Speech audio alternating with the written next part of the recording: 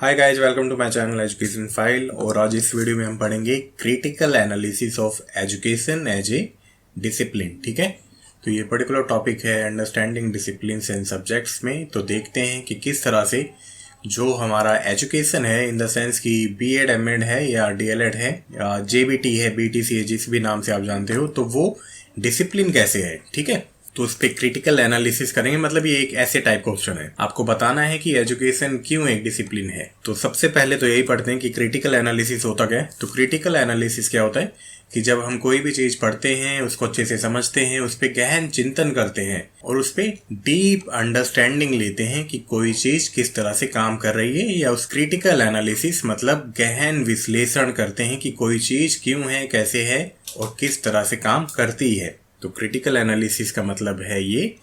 Then पढ़ते हैं academic disciplines ही क्या होते हैं। तो एकेडमिक डिसिप्लिन को कैसे डिफाइन किया गया है कि academic disciplines can be defined as the branch of knowledge. क्या है? ज्ञान का क्षेत्र है या ज्ञान की शाखा है। जो भी एकेडमिक डिसिप्लिन्स होते हैं वो बेसिकली कॉलेज में या हायर एजुकेशन में पढ़ाए जाते हैं और उनमें क्या होता है, रिसर्च हो सकती है। उन्हीं को कहते हैं बेसिकली एकेडमिक डिसिप्लिन्स।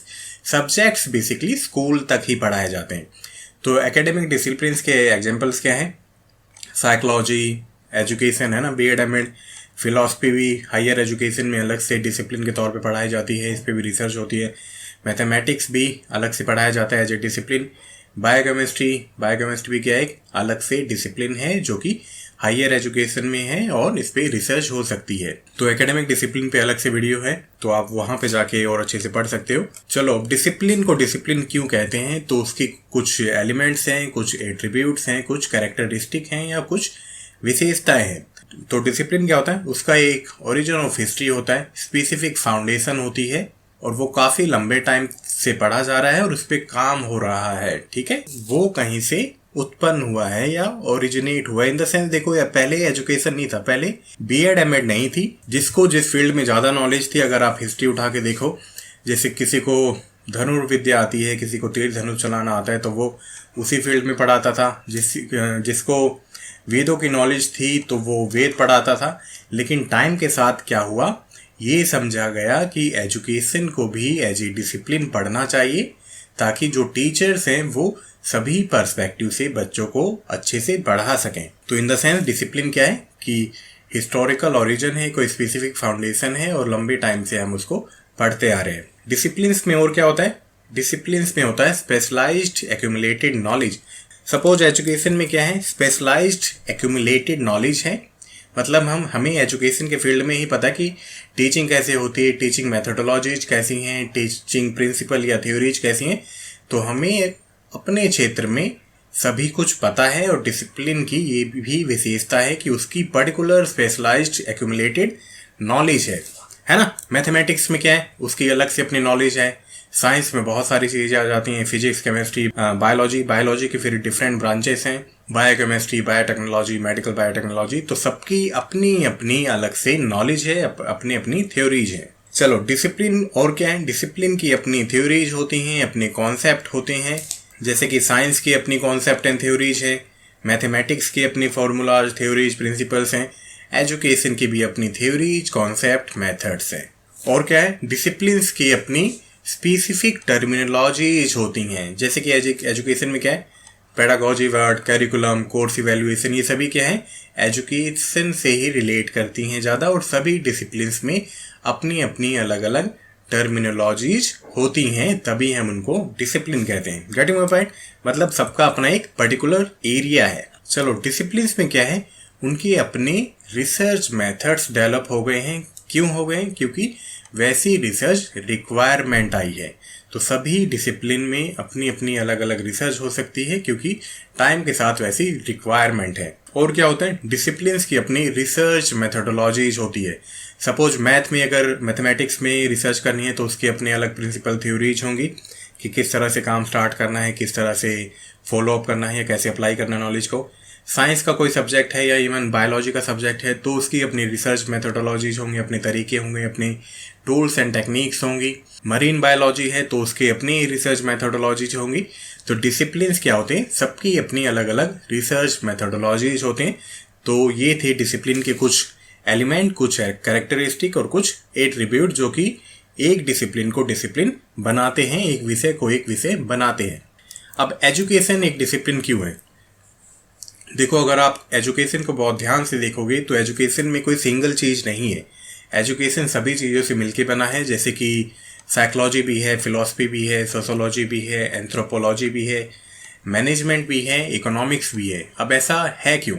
ऐसा इसलिए है क्योंकि सोसाइटी की डिमांड बहुत ही ज़्यादा वास्ट है, बहुत ही ज़्यादा ब्रॉडर पर्सपेक्टिव है एजुकेशन का, ठीक है। इसलिए एजुकेशन में ये सभी चीज़ें इंक्लूड की गई हैं और यही नीड भी बनी कि एजुकेशन को as a different discipline study किया जाए, ताकि हम एजुकेशन में ही और अच्छे से रिसर्च कर सकें और अच्छे से मेथड्स, मॉडल्स, जो भी स्ट्रेटजीज हैं, जो भी तरीके हैं टीचिंग के, वो और ज़्यादा अच्छे से डेवलप कर सकें, ठीक है।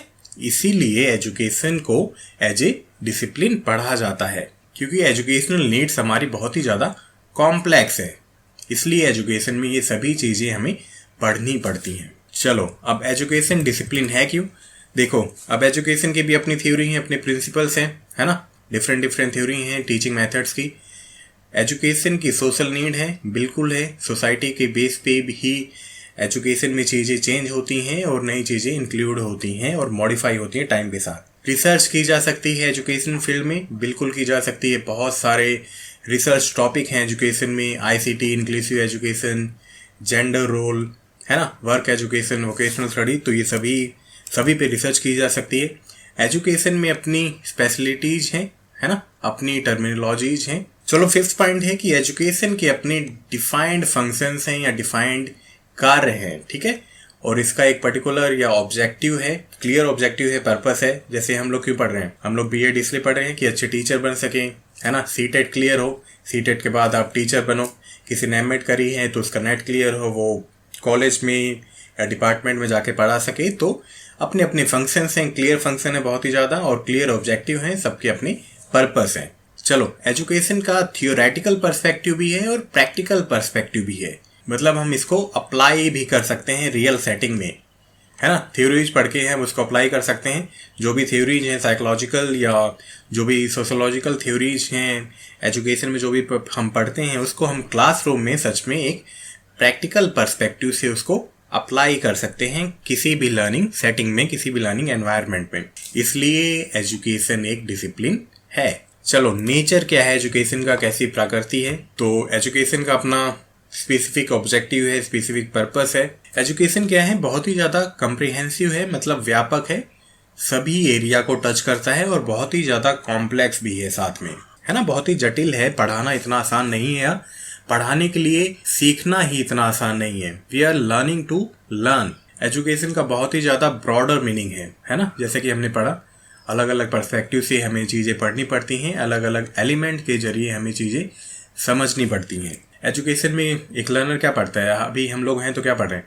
हम बेसिक चीज़ें पढ़ रहे हैं और फंडामेंटल स्किल्स पढ़ रहे हैं, जो कि हमारी टीचिंग में ज़रूरी होगी। और जब हम नॉलेज इम्पार्ट करेंगे या खुद भी जब नॉलेज हासिल करेंगे, तो वो स्किल्स, वो बेसिक या फंडामेंटल स्किल्स बहुत ही ज़्यादा ज़रूरी हैं। एजुकेशन में क्या सीखते हैं हम? एक लाइफ लॉन्ग लर्नर बनना सीखते हैं। एक अच्छा टीचर वही है जो बच्चों के साथ पूरी लाइफ पढ़ता रहता है, इन द सेंस कोई नई चीज़ सीखता रहता है। और एजुकेशन का ये भी मतलब नहीं है कि केवल क्लासरूम तक सीमित रहती है। असली मतलब क्या है एजुकेशन का?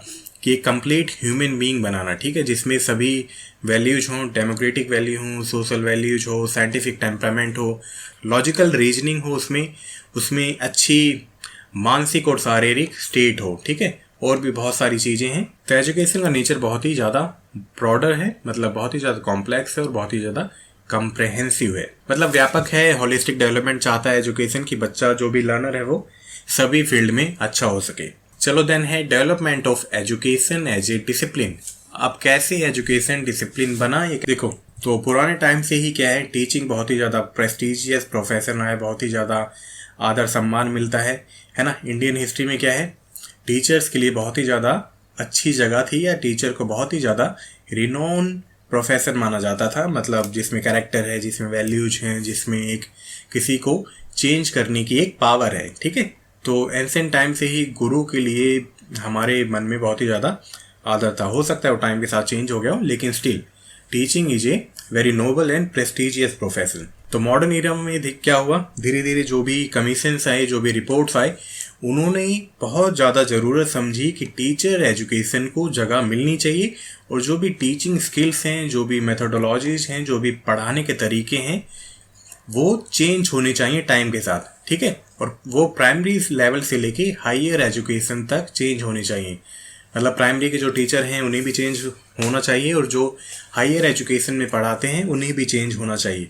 तो सभी कमीशंस ने इसकी बात करी। काफ़ी रिकॉर्ड्स हैं जो ये कहते हैं कि सैडल कमीशन आया, उसके बाद लेडी एरविन कॉलेज बना दिल्ली में, 1932 में फर्स्ट बीएड कॉलेज बना आंध्र प्रदेश यूनिवर्सिटी में, 1936 में एमएड कोर्स आया बॉम्बे यूनिवर्सिटी में, और जो पहली डिग्री थी, पीएचडी थी, वो 1943 में अलॉट की गई, ठीक है।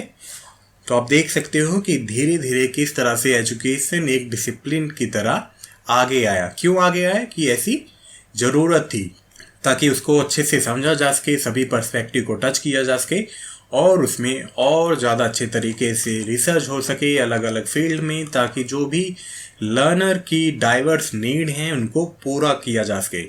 आई होप अब ये टॉपिक थोड़ा क्लियर हो गया होगा आपके लिए। चलो देन आते हैं कि रिसर्च एरिया कौन कौन से हैं अब आजकल एजुकेशन में। तो आईसीटी टूल्स पे बहुत ज़्यादा रिसर्च हो रही है आजकल। इंक्लूसिव एजुकेशन को और कैसे अच्छा बनाया जा सके, इस पर भी रिसर्च होती है। करिकुलम डिजाइन एंड डेवलपमेंट, ये अलग से डिसिप्लिन है, ठीक है। ये अलग से इसमें डिग्री मिलती है और अलग से इसमें रिसर्च भी होती है। एमएड बीएड के अलावा ये अलग से ही एक कोर्स है, अलग से ही एक डिसिप्लिन है। तो ये भी बहुत हॉट टॉपिक है कि किस तरह से करिकुलम डिजाइन और डेवलप किया जाए, क्योंकि आजकल आईसीटी टूल्स बहुत ज़्यादा हैं और इसलिए नए नए मेथड्स बन रहे हैं करिकुलम के। एजुकेशनल लीडरशिप, स्कूल रिफॉर्म्स कैसे हों, सुधार कैसे हो, और एजुकेशन गवर्नेंस कैसा हो, ठीक है। मतलब मैनेजमेंट से रिलेटेड ये टॉपिक है। रिहैबिलिटेशन बच्चों का, ये भी बहुत ज़रूरी टॉपिक है, रिसर्च एरिया है। वर्क एजुकेशन, वोकेशनल स्टडीज़ बहुत ही अच्छा टॉपिक है रिसर्च में। पीस एजुकेशन, इसमें भी बहुत रिसर्च होती है। Culture, cognition and technology, learning in digital environment, इस पे भी काफ़ी रिसर्च होती है। पेडागोजिकल अप्रोचेस पे बहुत ही ज़्यादा रिसर्च होती है कि किस तरह से टीचिंग के मेथड हों, किस तरह से टीचिंग के तरीके में बदलाव लाया जा सकता है ताकि बच्चे सबसे अच्छी लर्निंग करें। हायर एजुकेशन में भी रिसर्च होती रहती है ताकि हायर एजुकेशन में जो क्वालिटी है वो और ज़्यादा एनहेंस हो सके। तो आई होप आपको थोड़ी बहुत अंडरस्टैंडिंग हुई होगी कि एजुकेशन एक डिसिप्लिन के तौर पे क्यों पढ़ा जाता है। वो इसलिए पढ़ा जाता है क्योंकि टाइम के साथ ये नीड आई कि टीचिंग बहुत ही ज़्यादा ज़रूरी स्टेप है एजुकेशन में, ठीक है। क्योंकि अगर अच्छे टीचर नहीं हैं, अच्छे तरीके नहीं हैं, अच्छी टीचिंग एड्स नहीं है, तो कहीं ना कहीं लर्निंग हैम्पर हो सकती है। इसलिए हम एजुकेशन को अलग से एज ए डिसिप्लिन पढ़ते हैं ताकि हम उसमें और ज़्यादा अच्छे तरीके से रिसर्च कर सकें और जो भी ब्रॉडर पर्सपेक्टिव है उसको फुलफिल किया जा सके, ठीक है। अपनी लैंग्वेज में आपको जैसे भी लिखना है लिख देना। बहुत ईजी टॉपिक है, थोड़ा ऐसे टाइप है पर ईजी है, आप बना के भी लिख सकते हो। तो ये कुछ रेफरेंसेस हैं, मैं इन सभी का लिंक डिस्क्रिप्शन बॉक्स में दे दूंगा, आप और ज़्यादा अच्छे तरीके से जाके पढ़ लेना। तो वीडियो अच्छा लगा हो तो प्लीज़ लाइक करके जाना। मिलते हैं नेक्स्ट वीडियो में। Till then bye bye, take care.